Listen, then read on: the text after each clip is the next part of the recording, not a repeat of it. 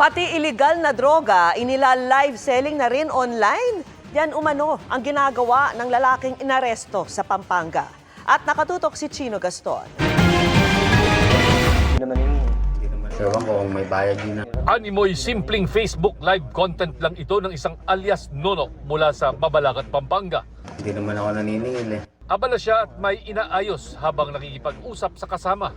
Pero ang laman pala ng kanyang inaayos, ayon sa pulisya, mga hinihinalang shabu.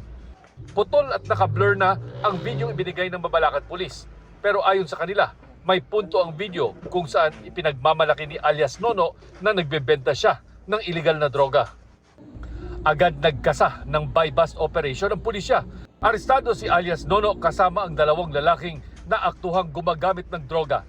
Nakumpiska ang 5 sachet ng hinihinalang shabu na nagkakahalaga ng 40,000 pesos, pati marked money at iba pang ebidensyang magpapatunay ng kanilang pagkakasangkot sa illegal na aktibidad. Hindi na nagbigay ng pahayag ang sospek na nasa kustodiya ng pulisya.